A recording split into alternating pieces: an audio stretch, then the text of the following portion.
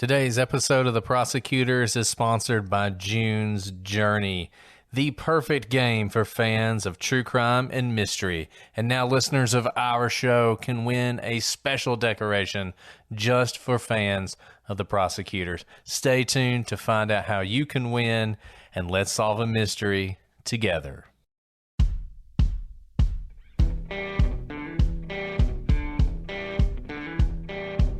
I'm Brett. And I'm Alice. And we are The Prosecutors.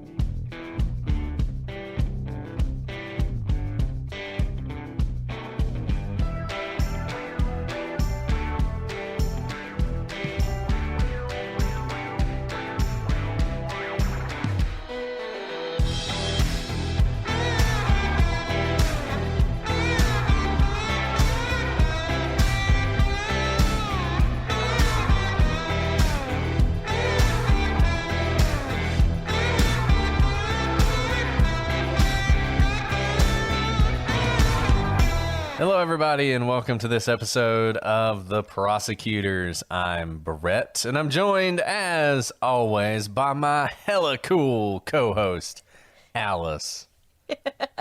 That's so, West Coast. I love it. West Coast. That's right. It's like, we did Wicked Cool that one time, and that's like East Coast. There now you you're go. West Coast. We're bringing the coast together. We're ending the Biggie Tupac feud after all these years. What have you been That's on us. today, Brett? You sound like you're some 90s DJ. And I love it. I'm loving it. I don't know where this is coming from. Oh, man. Traffic on the 8s. Well, thank you for saying that. That's super nice. But I also, as we were, mentally preparing to do this episode of Ellen Greenberg, I have a confession to make. You know how we were talking about how Sam went to the gym for 45 minutes, 30 minutes, and I had commented, pretty high and mighty that seemed like a short time. Well, today, Brett, as you know, I said I was going to go to the gym. I work myself up. I talk about going to the gym for 48 hours before I actually go to the gym. I went to the gym, and 10 minutes into being at the gym, my friend texted me and was like, "Do you want to go get coffee?" And I was like, "Yes." And I immediately left. And in fact, the gym check-in girl was like, "Are you leaving already?" And I was like, "Girlfriend, don't you say anything." Yeah, don't shame me. No shame me. I was here for a solid 10 minutes. Did I break a sweat? No. Did I spend a solid 5 minutes looking for a podcast to listen? Yes, but I'm now going to leave. There you go. There you go. That's the story of my life, Alice. That's the story of my life. So you'll never hear me criticize you for that. But Well, thank you. That was a nice segue into the case today. I'm all about segues. You're all about segues. We're finishing up on this case today. We're definitely going to finish whatever time it takes. We're going to do it. And that's the great question, right? Was it just a normal day for Sam, heading down to the gym, spending 30 minutes there? Was something more sinister going on? And hey, there's one thing we can say for sure. We know what the police thought. Absolutely. So we've walked through 4 episodes of evidence, and even though it took us that long to walk through all the evidence, the police didn't need to take much time to conclude what they thought the cause of death was, because they immediately concluded this was a suicide. There was no sign of an intruder, Ellen didn't have any defensive wounds, and the door was locked from the inside. This, of course, changed how the police handled the scene. For instance, on January 27th, the building manager, Melissa Ware, got a call from Uncle James, Sam's uncle, asking if they could go back into the apartment and get things for the funeral. Wisely, Melissa called the police to ask first. And this is the shocking part. The police were like, yeah, sure, there are no restrictions on people going into Ellen's apartment. But Melissa asked about whether they could clean the apartment. The police helpfully provided the name of a cleaning crew and told her to have at it, as opposed to preserve any part of this scene for further investigation. And Melissa did all the right things. She called before letting anyone into the apartment. She, obviously, it's an apartment that she'd probably like to rent out again. She'd like to clean it, but she doesn't do any of this on her own. She always contacts the police first. And each time she gets an answer that is she might as well follow through with it. There's nothing holding her back at this point when the police say, sure, clean it. In fact, here, use our favorite cleaners. So Melissa did just that. The apartment was cleaned and James showed up. He took a suit, which makes sense, but some of his other decisions are striking. James also took Ellen's cell phone and the 3 laptops that had been in the house when Ellen was killed, 2 of which were Ellen's. The police did get these things back on January 29th, 2 days later, but you have to wonder why this was allowed to happen and how now we can not really trust whatever is on them because they've already been in someone else's hands for 2 days. And a lot of people focus on that. There's always this concern with the chain of evidence, which I think some people are confused about, that because James had them before the police did, they can never be admitted. That's not really it. It's an inherent weakness now in the evidence because someone else has handled them. So it's hard to say that whatever is on them is what was on them before he had it. And that's an interesting thing, and you can focus on that if you want to. The thing that's strange to me is the fact he took them in the first place. I don't understand. I mean, I guess you could say for some reason he thought that Sam's cell phone was still there and he didn't know that it was Ellen, so he took that cell phone, and he didn't know which laptop was Sam, so he took all 3. I think that is the most charitable reading of what happened here, though the cell phone thing is really weird because I don't know why he would think he would need to take a cell phone, but he did. And I mean, I don't know. It's just one of those things. I hate to speculate about somebody's motives who I don't know, but taking those electronics, given everything that was going on in this case, and literally the day after, a couple days after this event, is certainly suspicious. It's something that if I were the police, I would wonder, why are we having to go to you to get this stuff so we can conduct our investigation? So given that the police had released the scene, it probably came as a shock to them when the medical examiner informed them later that very day that she was going to list the cause of death as homicide, not suicide. In fact, although the examiner had initially concluded suicide was likely, that was based on the notion that the doorman was with Sam when he broke down the door. Once that piece of information changed, so did the conclusion of the medical examiner. So the medical examiner is going into this, they're looking at the evidence of the body, but they also have some notion of the scene.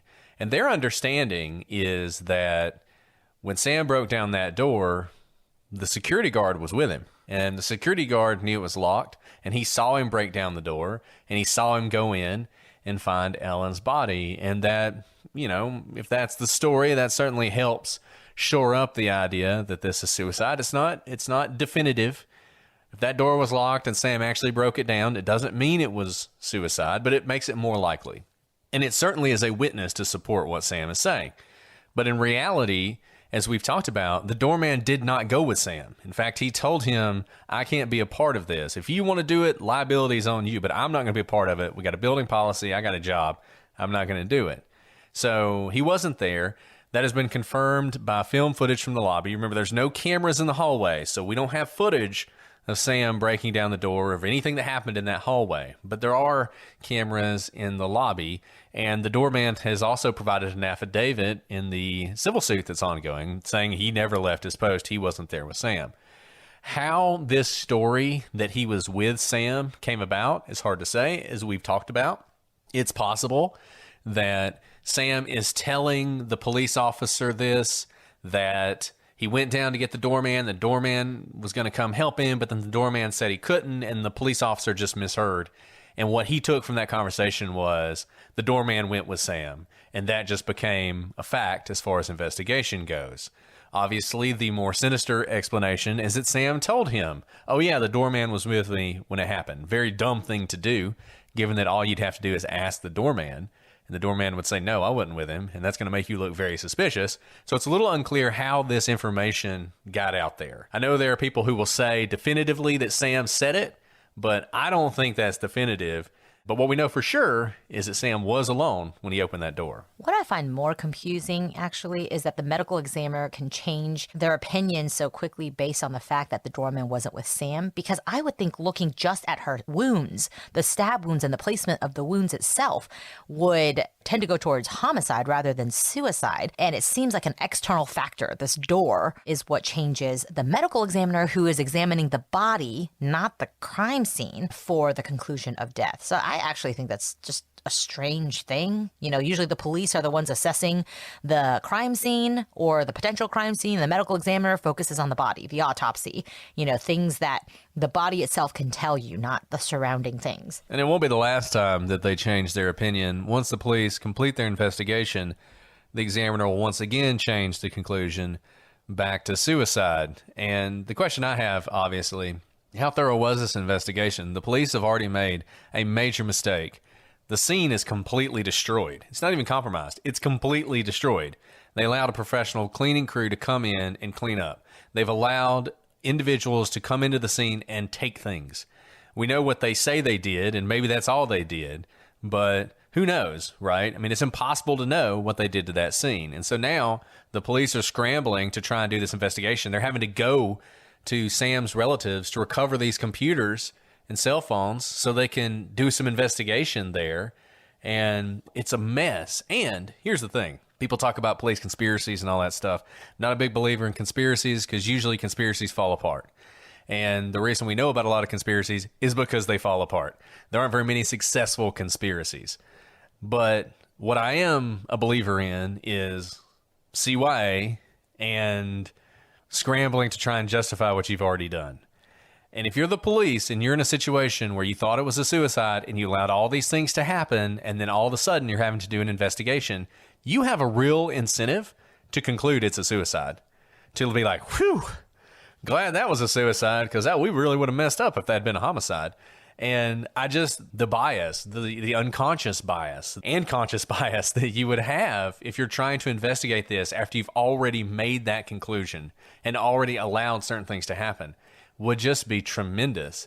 And it's one reason that I think people are right not to trust this investigation. And I don't normally say that kind of thing, but in this circumstance, this is an investigation that is wholly compromised. And there's not much you can take from the police and their investigation of this crime and consider it gospel. Pretty much after the initial investigation, what they saw when they walked in the scene, pretty much everything that happens after that, to me, is compromised. Yeah, I think that's exactly right. And I don't know. I just don't know what to say about the scene and the changing back and forth, because remember, their real lives affected by the change of the conclusion. And that's Ellen's family, her loved ones. You know, it was at her funeral that her dad announced that it was a homicide, which is just devastating as a parent to hear. I mean, the fact that their, young, vibrant, healthy daughter is gone in the blink of an eye is going to be devastating no matter how she died. But kind of insert the fact that it could be homicide is so, so tragic for parents to think what their daughter lived through in her last moments, but then to be yo-yoed back and forth and say, never mind, it was suicide. For a daughter that they talked to that morning, who they had no indications, no reasons to believe that she seriously intended on ending her life, is just as tragic. So it is not common to see such large swings in conclusions by the medical examiner, and certainly not kind of 3 times in a relatively short span of time. Now, we've talked a bit about this, but let's talk about the wound to Ellen's spinal cord, because the importance of this stab wound is difficult to overstate. Many of you in the comments for the first few episodes have already noted this. Given its location, if the spinal cord is damaged, Ellen would have likely been unable to continue stabbing herself. It doesn't really matter the amount of adrenaline running through her body or whatever is happening. That would have essentially paralyzed her and would not have given her enough strength to continue stabbing herself multiple times after that spinal cord is damaged. Now, according to the autopsy, a renowned neuropathologist did an examination and determined that the spinal cord had not been damaged. So maybe that solves it, right? But there's a problem. There's no report from that neuropathologist. There's no record of her being in the office that day. And in fact, no record of her ever being paid to do this examination. And for her part, she has no recollection of performing this review at all. The medical examiner would later describe this as a, quote, curbside examination that involved neither microscopic nor any kind of detailed examination of the body. In other words, if you have heard that a neuropathologist concluded that Ellen's spinal cord wasn't damaged, there's no record of that. There is no reason for us to believe that. There's no fact of it. There's no financial paper trail to show that she was paid for this examination. In fact, the medical examiner herself said that there's been no detailed examination of the body. And you can't eyeball the spinal cord to know whether it's been damaged. Yeah, and this is one of the big ones. And you see this in the police report. I mean, the police report says, and the autopsy reports say, there's no damage to the spinal cord, which obviously is important for all the reasons Alice said. You would think this would be something. It's just, this is such a disappointment. We talk about this. We talk about this in a lot of cases, and we've talked about it earlier in this case. So forgive me if I repeat myself. But the reason so many of these cases are famous is because people took shortcuts, and they didn't really investigate, and they jumped to conclusions. And that's what we have here. The police walked into that room, and they thought suicide. They thought suicide, and that colored everything from that point forward. And so they're not going to waste their time, or this neuropathologist's time, doing a detailed examination of the spine. Probably, at best, the pathologist probably called her, sort of described it generally, and she said something like, yeah, it probably didn't damage the spinal cord. That's the closest we probably have. This whole curbside examination, what exactly that means, we don't know. And this is a key part of this investigation. If they had looked at her spinal cord, if they had taken the time to do an actual examination, and if they had found that it was damaged, that's huge. As Alice said, that means most likely she can't continue to stab herself. And some people have said, and even some people who, in the police and other places who defend the suicide theory say, well, maybe it didn't paralyze her, it just numbed her. And that actually made it easier for her to continue to stab herself because there was less pain. But as Alice pointed out, one of the first things that's going to be affected by this is going to be your hands. And the notion that she would be able to continue to grasp that knife with the strength necessary to continue to deliver these stab wounds, and, oh, by the way, never have it slip out of her hand and cut her if she had a damaged spinal cord, to me is completely ridiculous. If her spinal cord is damaged, that is a huge red flag for murder. But we don't have that because nobody bothered to really look. And worse yet, they acted like they had. They acted like there had been an actual investigation into this that had determined definitively that there was no damage. Ellen's family has hired a private investigator and a lawyer who are very involved in this case, and they're the ones who really got down to the bottom of this. And the key here is that she never got paid. You know, reports get lost. And people forget when you look at a lot of dead bodies, you might forget which ones you looked at and which ones you didn't. But people get paid. That is the thing you can always be sure of. If there's no invoice for her time, she didn't do it. At best, she answered a phone call and felt like, I'm not going to charge for that, right? At best.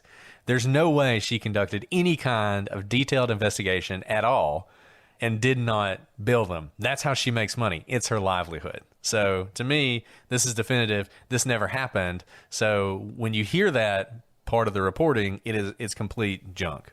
It's just stunning to me that they would have led anyone to believe that there was actually an examination of her spinal cord.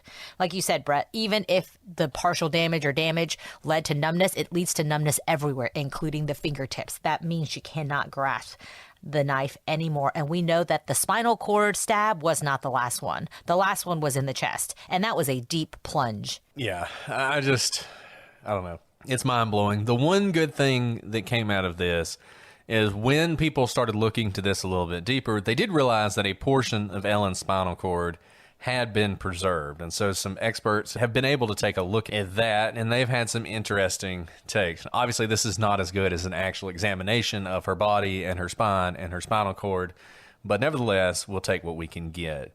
And Ellen's parents, you know, they have gathered some of the best to take a look at this case, and a lot of these people you will have heard of. This includes Cyril Wecht, Dr. Henry Lee, and Dr. Wayne K. Ross. Let's start with Ross since we're talking about the spinal cord. Ross is a neuropathologist, and he examined the report and the spinal tissue. And he concluded that the stab wounds would not only have damaged her spinal cord, pretty much would have severed it. And this would have incapacitated her. And that's important because, like we said, we only know when one of the stab wounds happened. And it's the last one because the knife's still in her body. That's the only stab wound we know for sure when it happened, which means before that stab wound happened, at least one stab wound preceded it. Well, they all preceded it, but one that we know preceded it is the stab wound to the back of her neck. It's impossible. She didn't stab herself in the chest, leave the knife there, and then stab herself in the back of the neck. She stabbed herself in the back of the neck before at least one of those stab wounds happened. She might have done all the rest of them, but she didn't stab herself in her chest until she stabbed herself in the back of her neck. If that severed her spinal cord, she could not have continued. I realize this is very simple and basic, and you would think everyone would understand. No, this is why that. Timelines matter, though. We say this all the time. The reason every one of our cases has a timeline is because the timeline matters. The order of things matter. And it's why it is just utterly just unbelievable to me that they didn't have somebody look at this. Of all the things, they made a lot of mistakes and they cut a lot of corners. And I get it. They're busy and they thought this was an obvious one. So I'm not going to blame them for everything they did, even though you can blame them for pretty much everything. But this is just inexplicable. This is the one where you could have looked at this and solved so many questions. And maybe you wouldn't have. Maybe you would have just seen that her spinal cord wasn't damaged. But at least we would know for sure then. And this wouldn't be an issue. But now, because you didn't do that, you have another expert saying, no, when I look at this tissue and I look at the report, it's severed. You know, Alice talked about this. The damage to her spinal column, to the bones. You know, he's looking at that and he's thinking, in order for you to do that, and then I look at the tissue we have, and what I conclude is they were severed. There was absolute destruction here, you know? And honestly, I don't know what happened to Ellen. I don't know if she was cremated. I don't know if she was buried. I don't know if this is one of those things where 10 years later you could exhume her and look at this. I don't know the answer to those questions. But what I do know is at the time they could have looked at it and they didn't. And because they didn't, this is just something we'll never know. And it's just, it kills me that they didn't look at it because this would have solved so many things. I'm shocked that they didn't look at it. I mean, it's a very unusual stab wound, right? It's stabs to the organs are, you can look to see if the organs were severed. You can count, you know, how much blood flow is happening, can give you an idea of when they were stabbed. Because if there's not a lot of blood, we've already talked about the heart wasn't pumping. It may have been a post-mortem stab. But the spinal column and cord is just such a protected area, and it's from behind, which in and of itself makes it a little bit unlikely that it's self-inflicted because of the force needed to go through your spinal column and the direction of where the knife is coming from. So it is just so strange to not be examining that particular stab wound with a lot of detail when it first comes to you. Yeah, it's crazy, and we could dwell on it, but we might as well move on because it's one of those things you can't change, right? It just makes me sad. It makes me sad, too. It makes me sad, too. And I really feel like, I don't know that we wouldn't be looking at this case if they had taken this one step, but it certainly would have cleared up a lot of things. So Ross also believed there was evidence of strangulation in this case, which is interesting, including what he described as a fingernail mark on the front of the neck and multiple bruises under the neck muscles. So I guess when he looked at the report, he looked at the pictures or whatever, there's no bruising on Ellen's neck itself. But according to him, when you sort of look beneath the skin and look at the neck muscles, there is bruising on the muscles themselves. I am not a pathologist. If anybody's a pathologist and they want to explain this to me, I put out a call for a pathologist on Twitter. Nobody really responded. I had a few people who tried to be helpful, but there wasn't really anybody that was easy. I don't really understand how you can have bruises on the muscles and they not be on the surface. I don't know if this would be an effect of not a lengthy strangulation. We've talked about this, how bruises actually take some time to form. So if you're bruised right before death, there may not be a bruise there because you die. Strangulation takes a really long time. It's nothing like it is in the movies. It takes a long time, minutes, 10 minutes to strangle somebody. So oftentimes there will be bruises around the neck if you actually complete the strangulation. It'll be actually look like hands. It's disturbing. But in this case, obviously she wasn't strangled to death, and it makes you wonder if this was a very sort of quick thing, like somebody grabbed her around the neck and squeezed, but then let her go, didn't continue the strangulation. And that's why you see these bruises sort of at a deeper level, but maybe they didn't rise to the surface. This is all speculation on my part. Once again, we have to take Ross's word for this, and it's not something that I can show you a picture of and you can judge for yourself. Well, I can speak to this a little bit, and you're right about this. It takes some time for bruises to form because bruising is blood, right? It's blood under the skin and it rises to the surface to be able to be viewed from the outside of the body. And some estimates have that bruises take 1 to 2 days to form. So remember when I said, I think in one of the first episodes of this series, that I had severely damaged my spinal cord. And in that process, in that same rehearsal, it was a very physical show that we were doing, and a lot of throwing me up and a partner grabbing me. So like grabbing me as I'm falling to the ground. And there always results in bruises. But the bruises never formed for me until at least a day later. So I would go home each night after rehearsal and be just like completely dead sore in my entire body, but my body looked fine until the next day. Then the green and yellow and purple bruising would start showing up on my body. What this indicates to me, if she had bruising under the muscles, is that the strangulation or the grabbing that would have caused the bruising happened very close in time to her death, so that the bruising didn't have any time to form. The blood didn't have time to form because, remember, once your heart stops pumping, blood stops flowing. And a bruise requires blood to show up on the surface of her skin. So it would actually be very consistent if during the course of whatever's happening here, it starts with or includes some sort of force on her neck in a strangulation manner, because it looks like whatever happened, she died pretty quickly. These stab wounds took not a lot of time, and even if they did, they incapacitated her in the process of them, and she would have died, based on our timeline, potentially as quickly as within an hour. That's really interesting. I'd be interested to hear from anybody out there who has more expertise on this. As we've said before, the great thing about the growth of this podcast is now we just have people who are experts in everything. So if you guys can shoot us an email, if you have any thoughts on this or any of the other things we're going to talk about today, it'll be something we will share in a future episode. And it wasn't just Ross. Cyril Wecht, who is the former medical examiner from Pittsburgh, also looked at this. Now, in fairness, Cyril Wecht, interesting guy. He's never seen a case he didn't think was a conspiracy.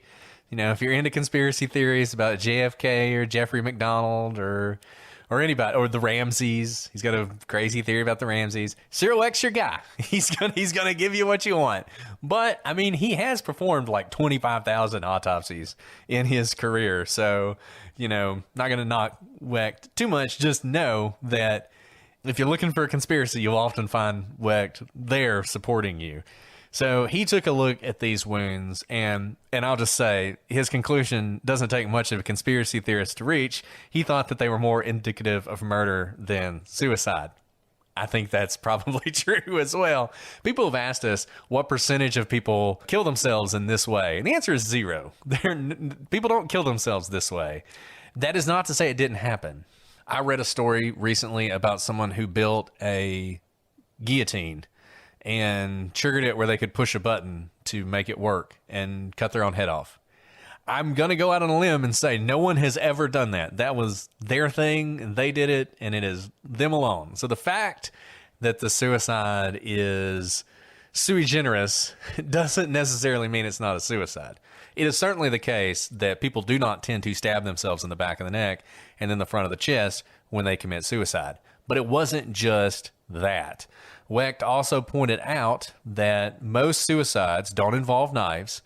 Stabbings are pretty rare. Obviously, people do cut their wrist, but suicides, pills, guns, that kind of thing, much more common than knives. And you can think of the obvious reasons for that. I mean, a lot of people, it takes some time. A lot of people are squeamish about blood. It seems like it would be painful. There's all sorts of reasons to think that you wouldn't do that. But when they do involve knives, usually it's a slashing thing, cutting the wrist or cutting the throat. And when they involve stab wounds, which they do on occasion, multiple stab wounds are incredibly rare. So most common with a knife are going to be your slash wounds to the wrist or the neck. The wounds to the back of themselves are strange, just hardly ever seen. And ordinarily, when someone stabs themselves to death, what you will see You may see some hesitation wounds. There are wounds in this case that seem like they might be hesitation wounds. We walked through every one of the stab wounds with you so you would have clear perspective on that. There's 7 or 8 wounds that are 0.2 centimeters deep. That is not very deep. Some people believe those are hesitation wounds. What hesitation wounds are is you've got the knife and you're thinking about doing this, but there's some hesitation there. And often you'll see some very shallow wounds and then the main wound. But ordinarily, that's all you see. You see some hesitation wounds, and then you see the stab wound to the chest, for instance. That's fairly common. What is not common is to see this many hesitation wounds, both on the back of the neck and the chest. So you see these 0.2 centimeter wounds on both sides of her body, which are really hard to explain, because you wouldn't think you would have hesitation wounds both at the back of the neck and the chest. You would think you would see them before the stabbing began in earnest, but then once it started, it wouldn't stop until the person was dead. Let's imagine she started by stabbing herself in the back of the neck. You would have to believe you see these hesitation wounds in the back of the neck, then all these vicious stab wounds to the back of the neck, and then more hesitation wounds on the front of her body before she continues to stab herself in the front of the body. To me, that seems pretty strange, and I think it seemed pretty strange to Cyril Wecht as well. Also, last thing on Cyril Wecht, he also noted that suicides tend to stab themselves not through their clothing. So people tend to take their shirt off or pull their shirt up. They don't tend to actually stab themselves through the clothing itself, which I think is pretty interesting. I never really thought about that. It makes sense to me, but it's not something I thought about. But apparently, when people stab themselves, they tend not to do it through their clothes. In Ellen's case, she stabbed herself through 2 pieces of clothing. You may remember there's the zipped up hoodie and her t-shirt. Sam was unzipping the hoodie when he saw the knife, if you believe what he says on the 911 call. So all of those things about the stab wounds seem like they are more indicative of a murder than a suicide. Yeah, Brett, I have nothing to add there because I think we've talked about this before in terms of it being very rare to see a violent stabbing suicide and also stabbing yourself in the back of the neck. It's just nice to have an expert kind of back up what we've already talked about. Exactly. I think people's natural inclination on this is one that is supported by at least Cyril Wecht. So in addition to him, Dr. Henry Lee, who we've seen before, also came into the case.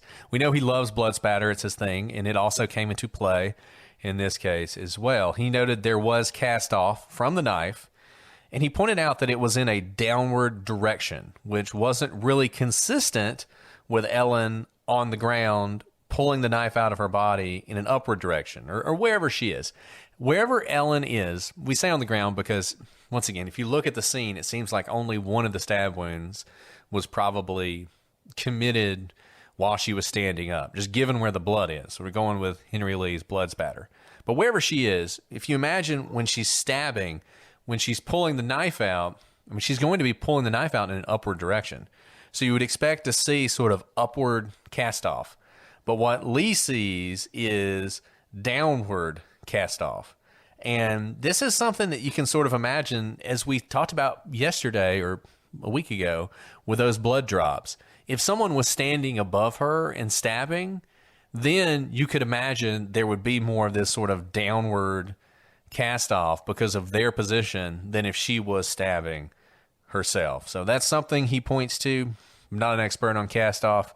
A lot of people question cast off as a science. It makes sense to me, just as sort of a basic idea that you would see this, but you know, you don't put all your stock into that. Who knows how Ellen was positioned if she were stabbing herself, and maybe there are circumstances when she would see this sort of downward cast off, even if she were stabbing herself. But nevertheless, it was something that Dr. Lee thought was unusual. And he also thought, just like everybody else who's ever looked at this case, that the number and type of wounds and the bloodstain patterns you see on the ground fit more with a homicide than a suicide. Guys, June's Journey is sponsoring this episode today, and I have a special announcement. We've talked about June's Journey and how much I love it before, how it's the perfect game for fans of true crime and mystery. And your reaction has been so outstanding that June's Journey has created a special decoration just for listeners of this show. And if you want to get your hands on it, all you have to do is beat my score. That's right, whether you are brand new to June's Journey or if you've been playing it for years, if you can go up against me and win, you'll be eligible for a special decoration to commemorate your victory for all time. June's Journey is giving our listeners this special opportunity as part of their 5-year anniversary Golden Soiree event, a 2-week birthday bash jam-packed with fun, mystery, and excitement. Every day from September 19th to October 2nd, you'll have the opportunity to take part in special events, daily rewards, and unique decoration items. And that's not all. Follow the official June's Journey Facebook page and become an email subscriber for even more perks, including a chance to win one of just 10 gold-plated charm bracelets exclusive to this event.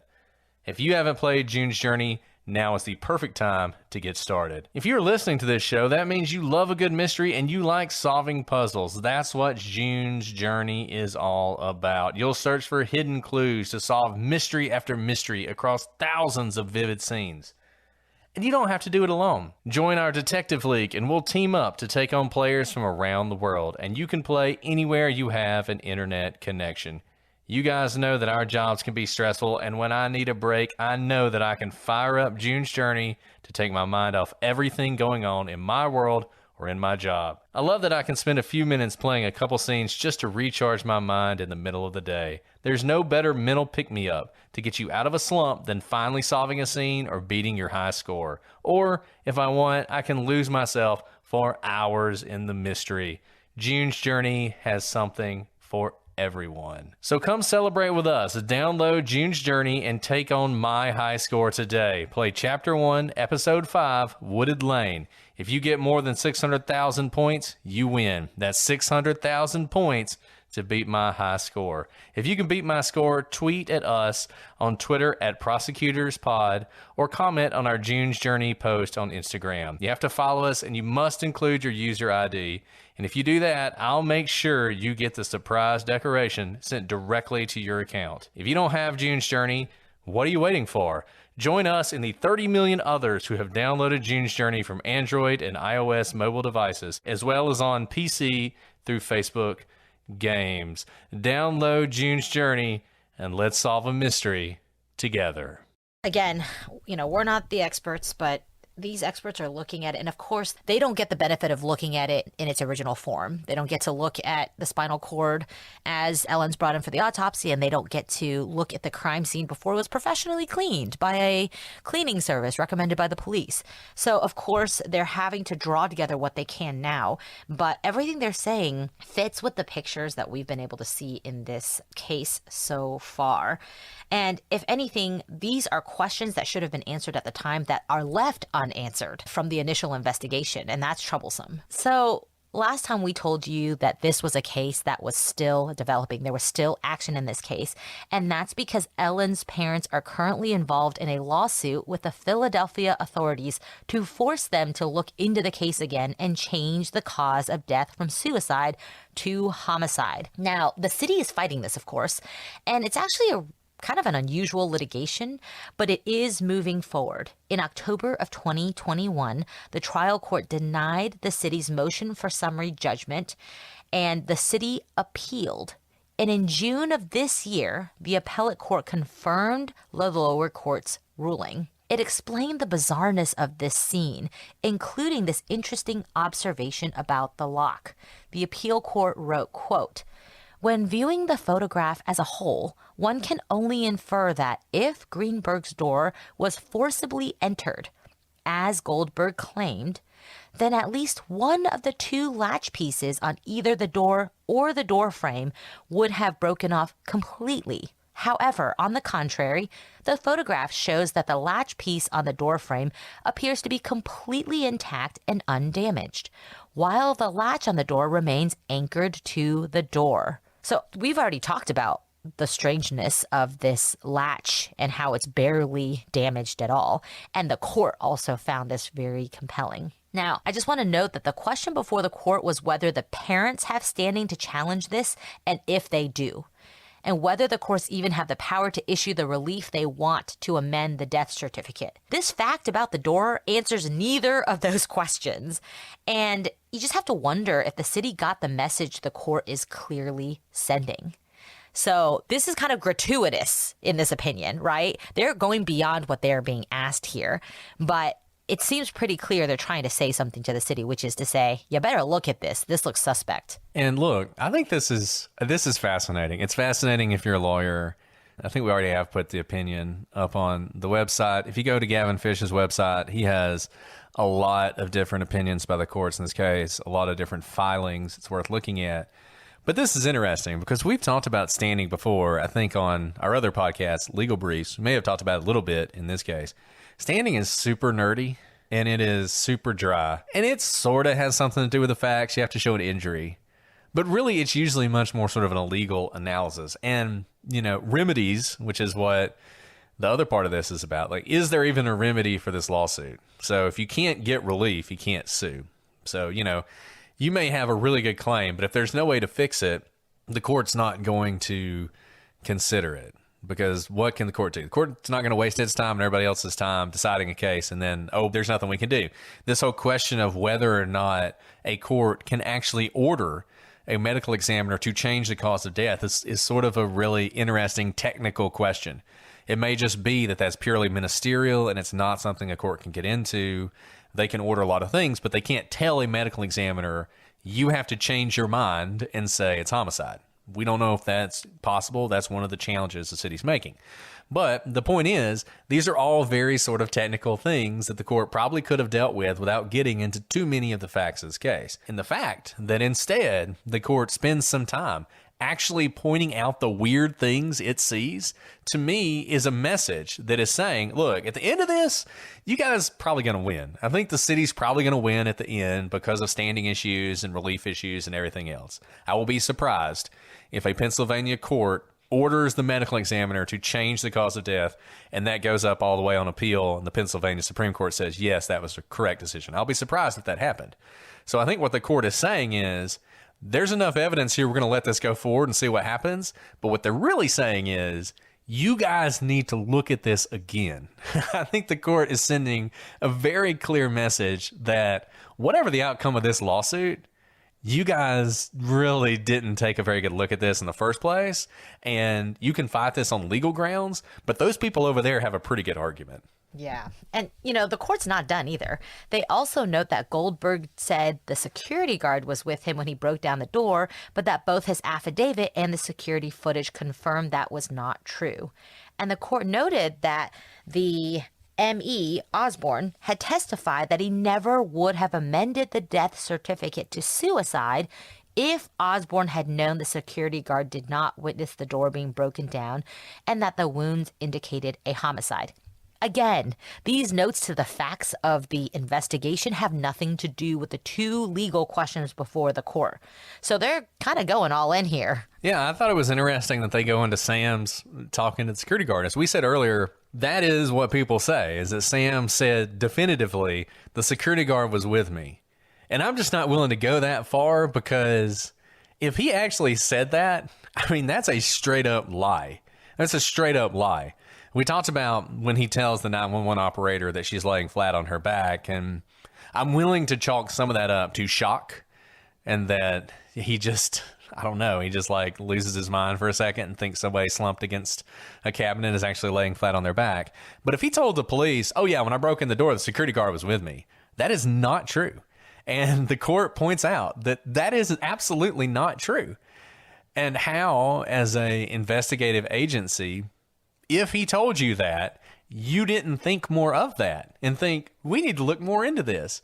I'll just tell you, Alice and I deal with police and investigative agencies all the time. These are the kind of things that they become obsessed with, right? Like there will be times where we're having to back officers off the ledge because they're like, he told me this and it wasn't true. And you're like, I get that, but in the grand scheme of things, it was a pretty minor thing. It probably doesn't mean he's lying about everything else, right? So the fact that they don't grab onto this is just, I don't know. It just goes to what I was saying earlier, that at some point, I really think the police entered CYA mode, and the things that normally would have tipped them off to, we need to investigate more, became, let's not look too much into this because we really need this to be a suicide. Yeah, I think that's right. But I just think this is very interesting. So, like we said, this lawsuit is kind of a strange posture because the actual question is not for the court to re-examine the facts, but whether the court can even grant the relief of changing the cause of death on the certificate.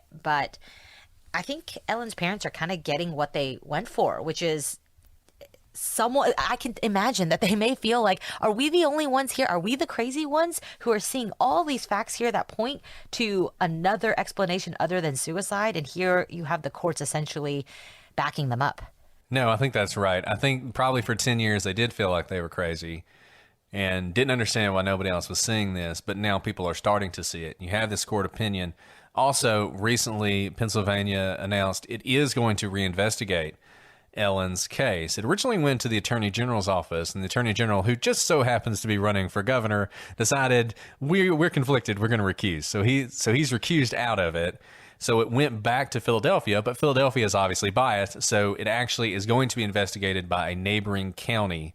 A neighboring county is going to look into this. This is kind of like the Damien Hurd case. And I compare the two so much in my mind, if I don't say it enough, because you had this really small police department who tried really hard to get to the bottom of that case, in a case where there were far fewer indicators of murder than there are in this case. And they tried really hard to get to the bottom of it. They concluded it was suicide after interviewing 100 people, but they didn't just go out and say it's suicide and we're right and everybody else needs to, just bow down to us. Instead, they went to Denver and they said, hey, look at this with all of your expertise and all your resources and tell us whether or not we're getting this right. And Denver said, yes, you're getting it right. And to me, that was a big deal because it seemed like everybody really wanted to get to the right answer. In this case, I don't think Philadelphia has any interest in getting to the right answer, but hopefully this neighboring county will. And that when they investigate this, they will look a little deeper into this. Now, I will say this. The problem is there's so much that was lost and there's so little for them to actually look at. So I don't know what they're going to end up finding, and I don't know what their sort of standard is. I don't know if it's one of those things where they really need a lot of evidence to go against what Philadelphia said, if they're just starting from scratch and they're going to release sort of an independent thing. Obviously, there's some concern that whoever it is, that they have an interest in supporting their fellow police officers. So we're just going to have to see how it goes. But the good news is people are looking into this and they're taking it seriously. There's been a lot of media coverage on this. Ellen's story is getting out there, and hopefully at some point her family will have some answers either way. Whatever the final outcome is, they will have some answers, and that's what we can hope for. And that's really all we can ask for. If Ellen was murdered, I hope there'll be justice for her as well, but just having an answer would be nice. So that pretty much concludes our look at the evidence and the lawsuits that are ongoing in this case and everything else. So now let's go to theories and what happened in this case. Obviously, there are only two options here. Despite what Sam said on the 911 call, Ellen did not fall on the knife. Either this is a suicide or it's a homicide. So let's look at suicide first. And I think one of the things that's really important to remember in this case is there are certainly things that point to suicide. I think a lot of people have a real emotional attachment to this not being suicide, and I think it kind of clouds out some of the evidence that points towards suicide. So I think it's important to really look at this with open eyes and clearly. There is evidence of suicide in this case. First of all, there's the lack of evidence. There is nothing that we know of that shows that Ellen was attacked by anybody. If she was attacked, there was no struggle. There was no attempt to defend herself. She didn't even put her hands up to block the knife. A lot of times in stabbings, you'll see pretty deep cuts on the hands of the victims because victims will actually grab the blade of the knife. And there have been cases where people have survived because they've grabbed the blade of the knife and managed to wrestle it away from their attacker. Now, they cut their hands horribly, but now they have the knife, and they're on the offensive. And you'll often see that. Obviously, there is nothing like that here. The other thing, there have been no reports of any blood on Sam's clothing. So if you think Sam's involved in this, if you think he killed Ellen, he did a pretty good job of getting rid of his clothes. There's no reports of blood on his clothes. Nobody saw him with blood on his clothes. He did go down to the gym. There may be a shower in the gym. Hard to say. Also hard to say how closely the police investigated. If Sam went down to the gym with a gym bag, changed into his gym clothes, took the clothes he was wearing and threw them in the trash can, I don't know that the police ever looked. Hard to say. But whatever the case is, there's no evidence of Sam having blood on his clothes. So you can speculate about that and about what might have happened to them. But what we can say for sure is we don't have any evidence of that. There's also no fingerprints from him or DNA on the knife. The only fingerprints and DNA on the knife are Ellen's. Now, one thing that's true, the murder is less bloody than maybe what you would expect from a knife attack. So it's possible the killer got away with very little blood on them at all, and certainly not blood all over them. I don't think this is the kind of attack, given the blood at the scene, that would have gotten blood all over their clothes. So that's one possible mitigating factor on the fact that we have no evidence that someone attacked her. The other thing is we need a motive, and we don't need a motive, but it's nice to have a motive when someone stabs their fiancée to death. Although there is speculation that Sam was abusive, and we talked about those bruises, Ellen never told anyone he was, and by all accounts, she was very happy with him. That includes the accounts of her parents. Her parents have said everything was perfect and rosy and great. They don't say that anymore. I don't know that they necessarily say that, they knew anything was going on, and I don't think they do. But at the time, they were very glowing in their description of Sam, and you have to imagine that's because Ellen was the same way. We talked about her psychiatrist. When she talked to her, she was very glowing about Sam as well. You do have the bruises, but as many of you have pointed out, there are other possibilities. Maybe she bruised easily. It's just hard to say definitively that those bruises show any kind of abuse. Also, there is damage to the lock that Sam claimed was bolted when he broke it down. So, and I know the damage isn't as great as you would expect, as the court pointed out. It's not that damaged, but it is damaged. So there is some evidence of him breaking in the door. And although his text messages may have seemed threatening and they may have seemed inappropriate, that actually counters against the idea that he was faking being locked out. Also, and we talked about this earlier, you can't ignore the multiple shallow stab wounds.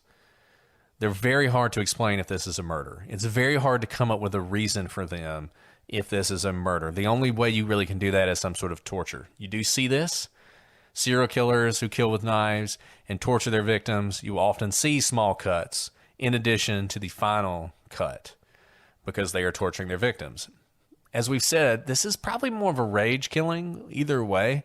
It's hard to imagine anybody would be inflicting shallow stab wounds on Ellen in an effort to torture her. Now, having said that, they are hard to explain no matter what, even if it's a suicide.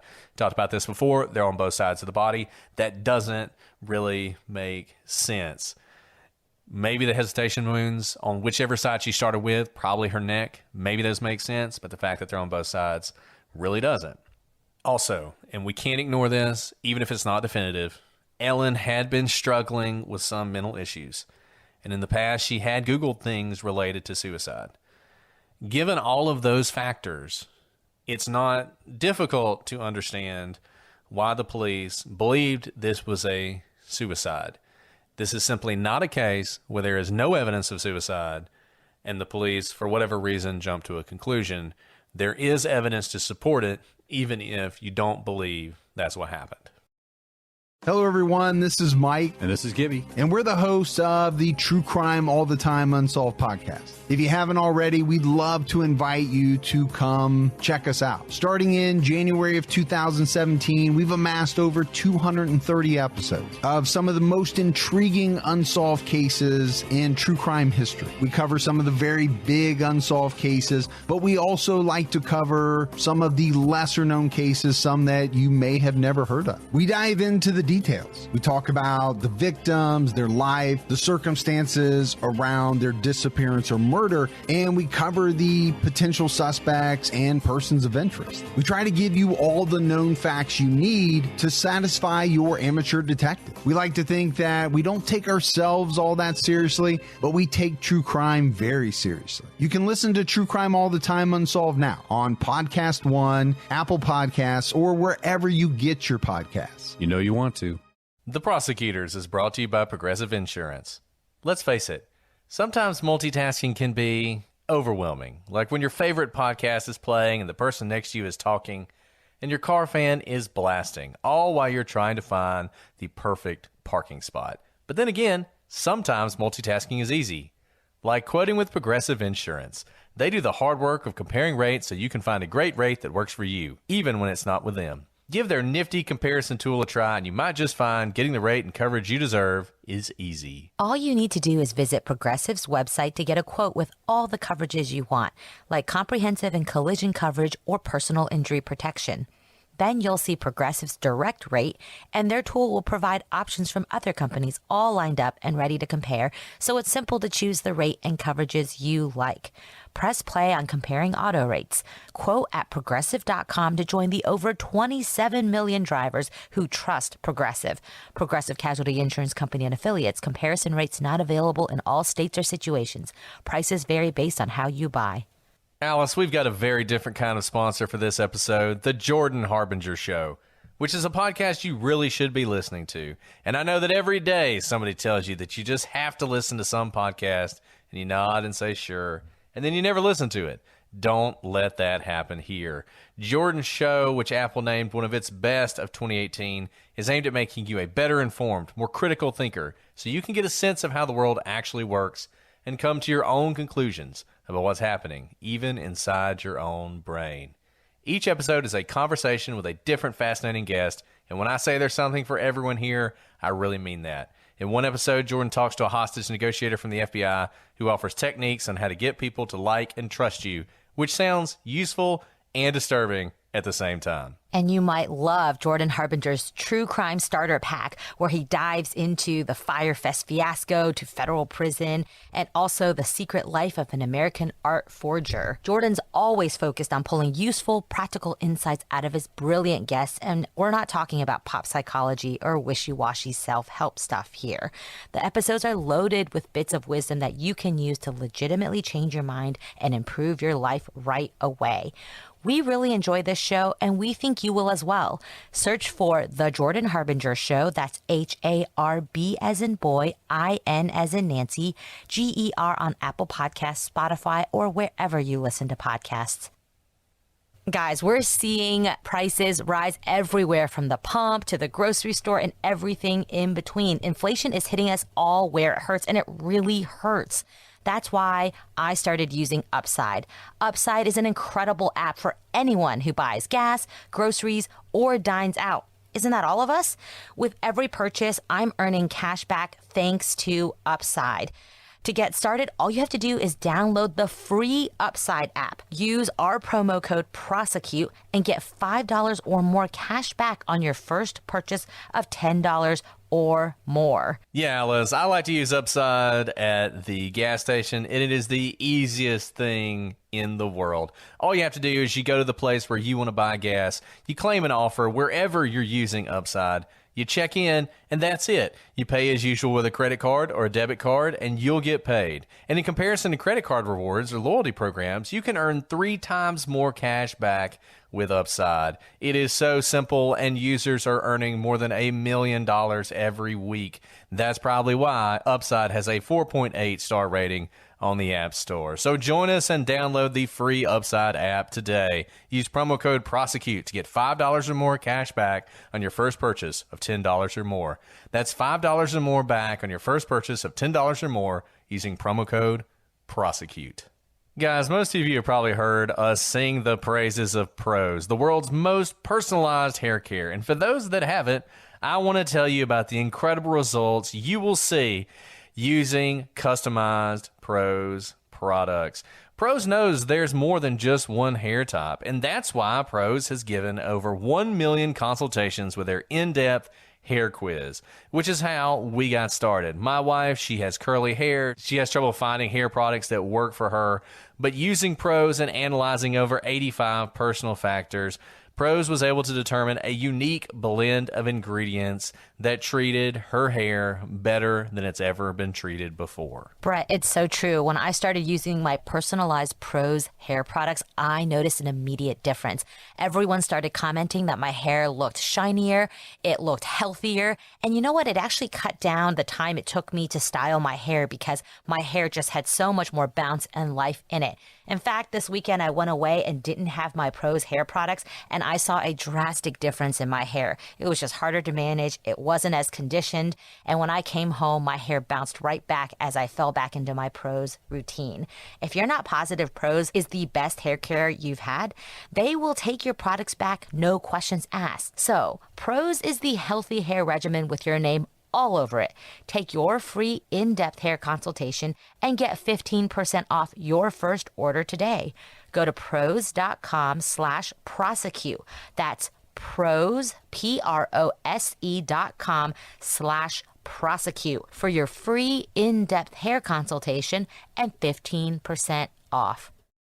All right, Brett, that was really, honestly, a very good accounting of all the evidence that points to this being a suicide. I think you looked at it with a very open mind. But as you all know, it's going to be a suicide or a murder, and there are many things to point to murder as well. If this is a suicide, as Brett kind of detailed all the evidence for one, it may be a unique one. Rather than cut her throat or wrist or even stab herself in the chest, Ellen apparently began by stabbing herself in the back of the neck in the most awkward way possible.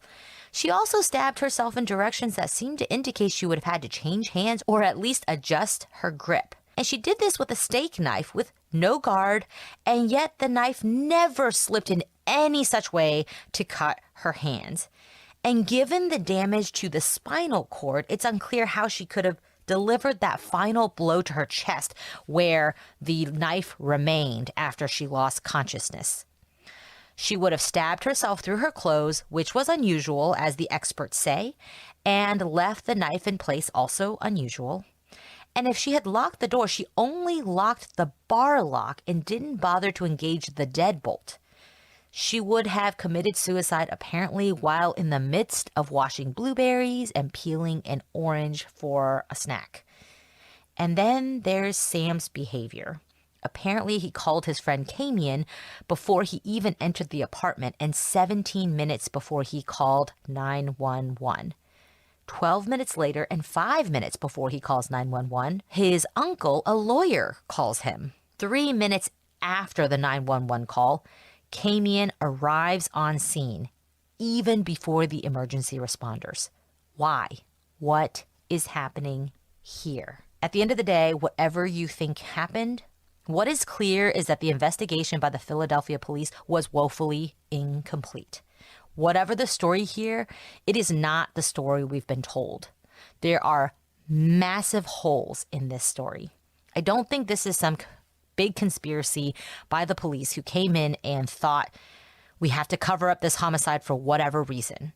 I think they took into account facts that were not in fact facts, such as the doorman being with Sam when the door was broken down, and things that they heard on the 911 call without further investigation at the time, jumped to a conclusion. And maybe they see a lot of these sad scenes. Maybe they do respond to a lot of sad scenes where people have ended or tried to end their lives.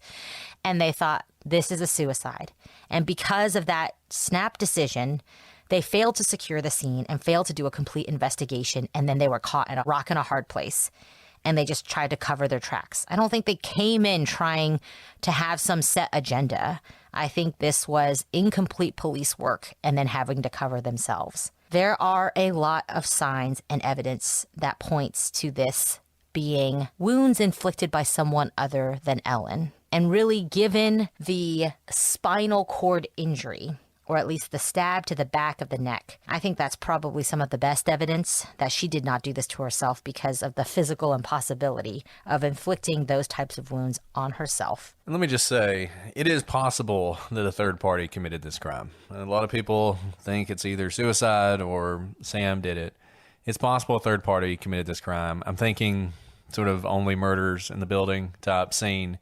Sam leaves to go to the gym. There's someone who was waiting for him to leave because they're obsessed with Ellen. Maybe they work with Ellen. They want to talk to her alone. They knock on the door. They go in. They have some sort of discussion with her. She's in the kitchen. She's making her blueberries. She's making her fruit. Maybe they profess their love for her, whatever. She rejects them, and in a rage, they kill her, and they flee. Maybe when they flee, one of two things could have happened. They could have locked that swing bar lock from the outside, which is possible. People know how to do it. You can watch YouTube videos how to do it. And I think they would be doing that not to make it look like a suicide, but just to buy some time so they can get away. Sam comes back. Whenever he comes back, it's going to take him a while to get in. And that gives them more time. So I could imagine somebody doing that. The other option, which a lot of people pointed out, if you slam the door with some force, that bar lock can engage on its own. And that happens not infrequently, to the point that most hotels have a little tool that they use to unlock that bar lock from the outside, because people are always locking themselves out of their room. So that's one alternative theory. I want everybody to realize you don't have to believe that Sam did this if you think it's not suicide. Having said that, I think there are two ways this could have gone down, but I think they all sprung from the same thing. And that thing is something that we are not being told. I've said this from the very beginning. I don't care what happened in this case. There's something we don't know, and something we're not being told, and something that's being hidden from us. I think that day, Ellen and Sam had a really big fight. I think they were in that apartment and they had a really big fight. I don't know exactly what happened. It would be speculation to say. I could imagine somebody, one or the other, saying the wedding's off, don't want to have the wedding. Remember, Ellen's engagement ring is sitting on the table. Maybe that's significant. Maybe it's not. But I think they had a really big fight. And I think at some point, Sam, he leaves that apartment wearing his Timberland boots because he's so angry, or things have gotten so out of hand, he doesn't even bother to change his shoes. He just heads out to go to the gym. And that's why he's wearing boots. That's what I think. And I think this anger led to one of two things. Either there was a murder and Ellen was attacked. And if that happened, the way I think it went down, and I can't explain everything. I can't explain the shallow knife wounds. And that might be one of those things that you just never explain. And you wish you knew for all time, but you're not able to explain. I think the first strike, if she was murdered by Sam or by anybody, was the one to her spinal cord. So I think she was standing there at that sink over the blueberries and the oranges, and somebody grabbed a knife out of that knife block with such force that it knocks the knife block over, knives spill out, and they stab her in the back of the neck. And when they do, they hit her spinal cord. And I think she immediately drops to the ground. I think she's basically paralyzed at this point. She immediately drops to the ground. That's why you only see a little bit of blood on the countertop. Now, who knows? I mean, maybe you could explain the shallow knife wounds because she drops to the ground and the person's shocked. And they're standing there with a knife with blood dripping off of it. And they're like, is she dead? And maybe they're poking her with a knife to try and see. I don't know. But in any event, at some point, they continue the stabs. They stab her some more times in the back of the neck. They roll her over. They stab her some more times in the front. And then that final stab wound to the heart. The advantage of this theory is it explains why she doesn't defend herself. It explains why she doesn't have any wounds to her hand, because she can't defend herself. She's essentially completely helpless. After that first strike, there's no struggle. There's no defensive wounds, because there is literally nothing she can do. After this person, whoever it is, stabs her to death, they leave. Maybe they close the lock, like I said, to make it look like a suicide, or maybe that's just a random occurrence. Either way, the police eventually buy a suicide. So that's sort of the first option. That's if you think it's murder. If it's suicide, I think it's a very similar story. I think Ellen and Sam got into a really big fight. He storms out. Maybe the door slams behind him and the door locks. I don't think Ellen locked the door. I think if she had, she would have locked that deadbolt. Even if she did die by suicide, I think it's possible the swing bar thing is kind of random. In any event, you could imagine if they had just broke up, Ellen's going to get her things and go. There are people who say that in the bathroom, there were certain items that looked like they were piled up as if someone was preparing to go somewhere, makeup and things like that. Could just be that Ellen's messy. Maybe she was getting ready to go somewhere. But what's interesting is, if you think that's true, that she went to the bathroom to gather her things, that might explain why she's holding in her hand a bathroom towel, that she went in there, but she's kind of hysterical. Maybe the blueberries and the oranges was before all this happened. It was before the fight happened. She comes back into the kitchen and spirals into this sort of suicidal mania. And then she's the one who grabs the knife with so much force that it knocks over the knife block. And she's in such a sort of manic state that she begins to stab herself in the back of the neck and then eventually stabs herself in the chest without even really thinking about it. And unfortunately, it leads to her death. The one problem with this is those hesitation wounds, which are hard to explain, whether it's a suicide or it's a murder. But I feel like one of those two things happened. And the thing that I'm very certain of is I really think there was a fight. And if there was a fight and it were a suicide, that explains why Sam calls Camion and his uncle. Because he's in a situation where they've had a big fight and now she's locked him out and he's planning on breaking in the door. He may want somebody to be there because he's worried about what's going to happen. There's all sorts of reasons for him to do that aren't related to murder. I mean, the other possibility is calling him because he killed her and he needs advice. The other possibility is he goes into that room much earlier than he tells us. He finds her dead, he freaks out, and he calls his friend because he doesn't know what to do. There are explanations for what happened, but the one thing that connects them all is there's something missing. Whatever the explanation is, there are facts missing that we don't have, that we need to have to be able to make sense of this.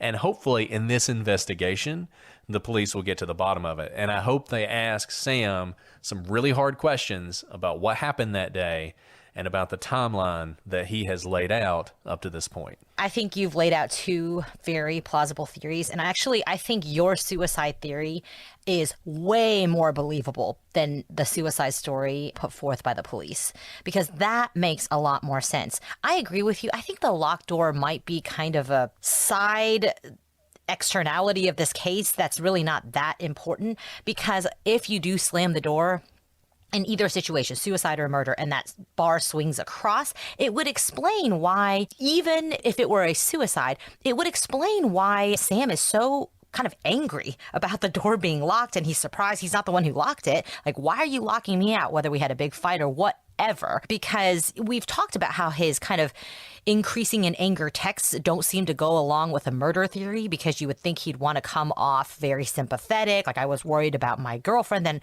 lo and behold, I walk in and find a terrible scene. You know, my fiance is stabbed to death. But instead, his texts really seem like he's incredibly agitated, and that would make sense if he had no idea why the door was locked. And again, if it were Ellen actually locking the door from the inside because she planned to end her own life, you know, the bar only locks it so much. Like, you can still open the door and see into the apartment and potentially see the scene or see what she's doing. So it does make sense that if she actually meant to lock the door, she would have turned the deadbolt so you couldn't even open the door ajar. And the only way for the bar to really swing close by itself would be a very forceful close, which could result when you are emotional from a fight, you're upset about something. And so I think you're probably right that something happened, like a fight or something along those lines, that may actually explain a lot of the strangeness of how Sam acts after he comes back from the gym. That would point to this being a suicide rather than a murder. With all of that said, you have been very diplomatic and you've laid out two very possible options.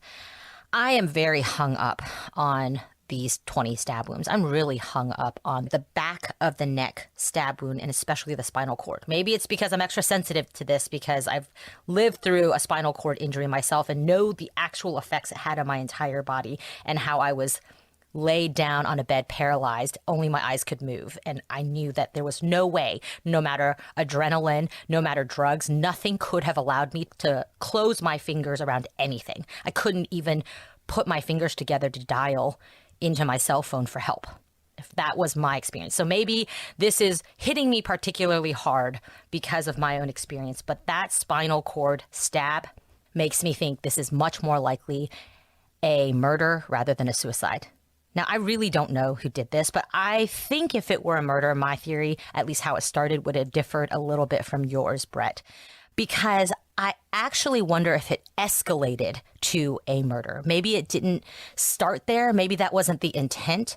But I wonder if it actually started with someone coming to strangle her, whether it was like a grab as in a power move, right? Not necessarily to strangle someone to death, but when you grab someone around their neck or around their waist, abdomen, those are very personal places that are meant to exert a lot of force. You've probably seen movies where someone grabs someone by the neck to drag them into another room. It's a very controlling move. I think that perhaps Ellen was sitting or standing at the sink. She was preparing the fruit. Maybe there was a fight. I don't know who it was even with, but someone grabbed her around the neck. And maybe this was not meant to be a life-ending move. Maybe this was something that's happened before, in fact. But she was tired of it. She had been having this escalating anxiety throughout the month of January. She was sick of feeling this anxiety, this desperation. She was finally feeling good for the first time in a long time. That Klonopin was finally working. And maybe she had enough strength in her in the past, maybe a week ago when she was super depressed and super anxious. She would have been like, well, this is my life. This is just how people like me are treated. But maybe now the Klonopin was kicking in and she had self-confidence. She knew what it felt like to feel good again. And she was like, no, this is not how I'm going to continue living my life. And I think she grabbed a knife. I think she's the one who actually knocked over the knife block because she's standing next to it. She's preparing her food. And I think it was like a don't mess with me anymore. And whoever had her around the neck, that escalated the situation. I'm not sure this was supposed to be a murder. And when she grabbed the knife, it was out of character for her to fight back in this way. And when you grab a knife, I mean, it kind of heightens the situation. And that's why I think the knife block flipped over because she wasn't fully in control of herself because someone had her by the neck. And because of what she did, I think her attacker grabbed the knife from her because she was going to defend herself, maybe for the first time in a long time. And they grabbed the knife and they were behind her. And maybe out of anger, like, how dare you try to stab me, Ellen? You know, how dare you pull a knife on me? Maybe out of anger, reached up and plunged it into the back of her neck. And then I do think that was probably the first stab to her. And so she didn't have a chance really to defend herself, but she grabbed the knife. It was taken from her. The back of her neck was attacked and then she fell down. And then the rest of the stabs happened. And maybe some of what looks like hesitation stab marks are in fact hesitation stab marks by the person inflicting them because they didn't intend to kill her. They didn't even intend to stab her. They didn't intend for her to drop to the ground like that. This was just supposed to be maybe another fight. And I don't know who all was in Ellen's life, male or female. I don't know, but something was happening in her life at this point. We know this kind of from her Googling. We know this from, her Googles about not really wanting to live anymore. And we know this about her desperate reaching out to her psychiatrist for medication to make her feel better. Something was escalating in this period of time. I really don't know who it was. Maybe it was someone from work. Maybe it was someone she was having a lot of trouble with. Maybe it was someone, a close friend, or someone who had power over the type of work she was doing. But I think something external was happening at this time. And something escalated that day. And based on what we see, and I'm not basing this on the locked door. I'm not basing this on the timeline. I'm just basing this on the stab wounds that we see on her body. I think they were inflicted by someone else. And I think, Brett, you're right that if it were a murder, she was incapacitated early on. That's why there's no fighting back. Now, there's still a lot of questions about the scene that I can't answer. I don't know why she's holding a bath towel. I don't know why there's so little blood. I don't know why she has zero defensive marks on her. Because if my theory is somewhat correct, she would have been grabbing at someone. The first thing you do when strangled is to dig your nails into the person's hands. You would think you'd find DNA under her nails. There's none of that. Maybe this all happened so quickly that she didn't have time to react. But whatever it is, I think you're right, Brett. There's just a lot of questions that still need to be answered. And I think the changing of the manner of death in this case has just done a disservice to the case, to the investigation, and most importantly to Ellen's loved ones who just want finality here, I would think. That's what I would want if this were my family member. And I hope they get that soon. But this is a fascinating case. when we looked into this, we really didn't know much about the case. And the reason we've spent 5 episodes discussing the evidence is because there's a lot to discuss here. And it bears to be reviewed again, and I hope it is. And we'll see what the effects of that second review creates. And hopefully, I think we'll hear a lot more in the coming weeks and months.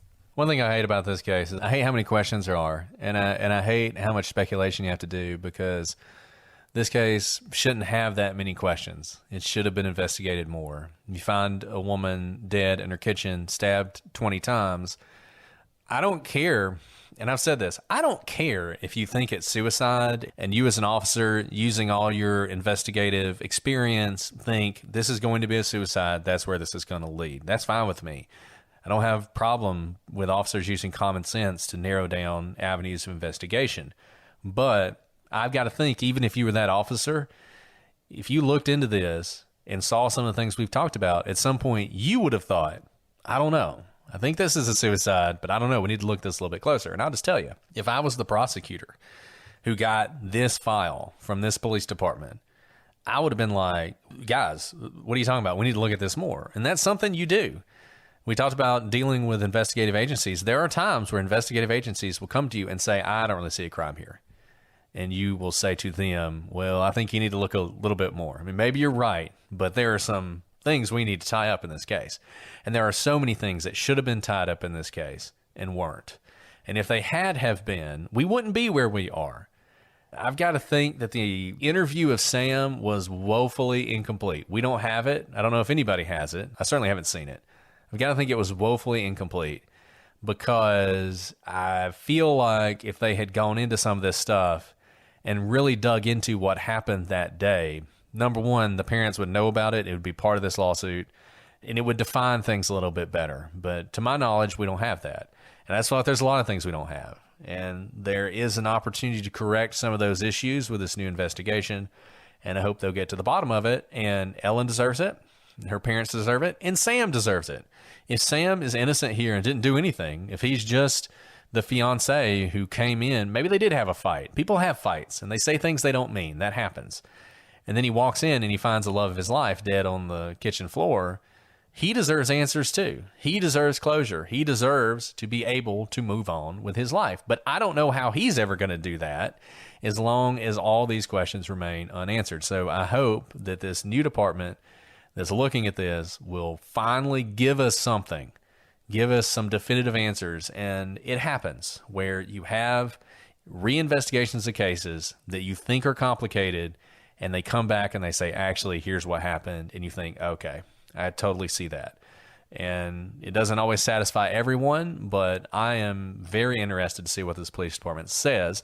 And hopefully, when we get more answers, our theories and what we think happened will be less speculative and more grounded in reality. But we can hope. We can hope. We'll keep you guys up to date on this as we hear things about the case. If you hear things, please let us know. You guys are great about letting us know about developments and cases we've covered, and this is one we will be following closely. I am sure you have all sorts of thoughts about what we said here today and the conclusions we came to.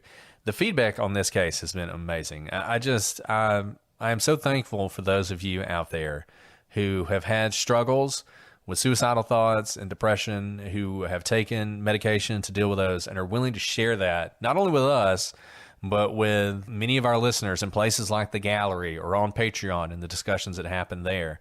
I just think it really helps people. I think there are a lot of people out there who have a hard time understanding that because they haven't had a lot of experience with it.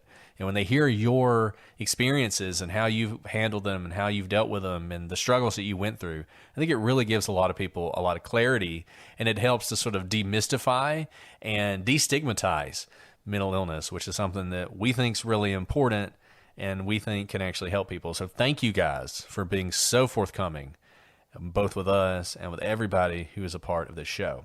If you do have thoughts, shoot us an email, prosecutorspod@gmail.com. Hit us up on Twitter, Facebook, and Instagram @prosecutorspod. Leave a comment on YouTube. Leave a comment on Patreon, where you're listening to this episode early and ad-free. And we will see all of you on Reddit or in the gallery, whichever one you prefer. Reddit is on Reddit, of course, and the gallery is on Facebook. Alice, is there anything else you want to mention before we sign off for today? No, thank you guys for going on this ride and for encouraging us to cover this case. We listened to you guys on this, and I was only alerted to this case because of all of you recommending that we look at it. So thank you guys for taking an interest in the types of cases we do, and thank you for joining us on this ride and sharing your stories and your expertise as well. And I will just note that by the time you hear this episode, it will almost be October.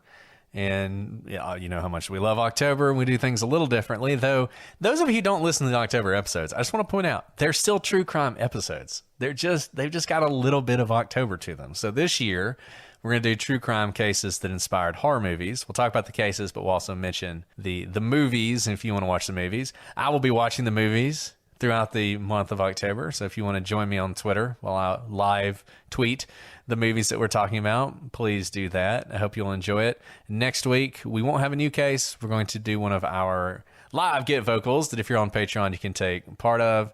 So we're taking a little bit of a week off, but not really. There'll still be content. But our next new episode will be the first week in October, and I hope you all will join us for that.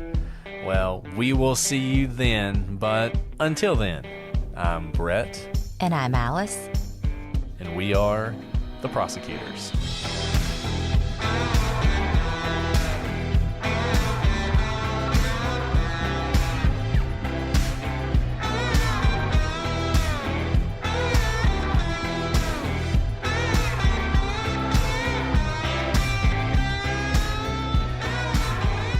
That's really cool that the episode is still like in the top 100 of all episodes. Yeah, that's pretty cool. That's crazy. I don't know where she sees that. I don't either, because I went to the thing in Apple and I don't see us. So. Yeah, I don't know what she's looking at. But I appreciate whatever she's looking at. We're very low tech over here.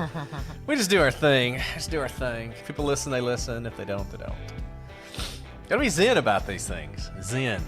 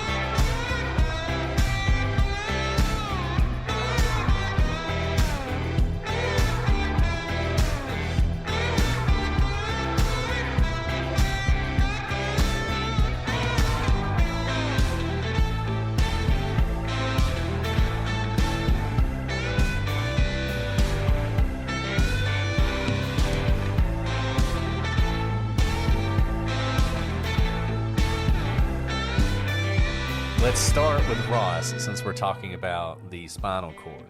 So Roth is a... Roth. What's wrong with me? Anyway. You okay there? Ross. We need an exorcism? It's this weather, man. This weather's crazy. Yeah, endless rain. Just think, Ross and Rachel, friends. You got Ross this. and Rachel.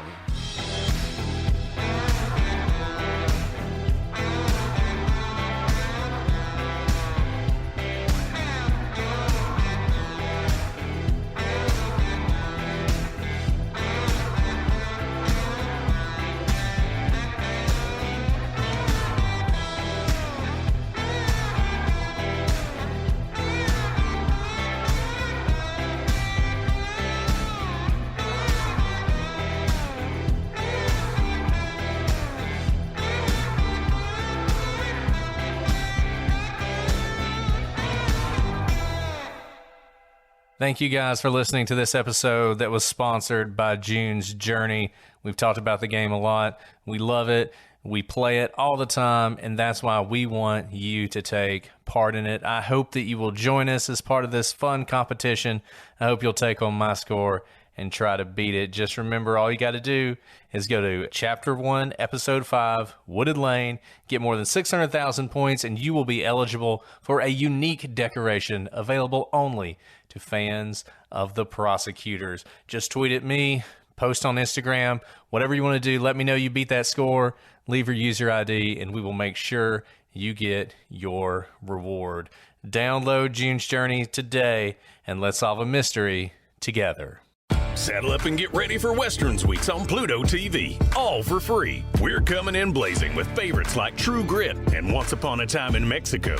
Or immerse yourself in binge-worthy series like Yellowstone and Walker, Texas Ranger. Plus, PlutoTV has hundreds of channels with thousands more movies, TV shows, and more. The best part? It's free. No credit card, no sign-up, no fees. Download the Pluto TV app on all your favorite devices and start streaming now.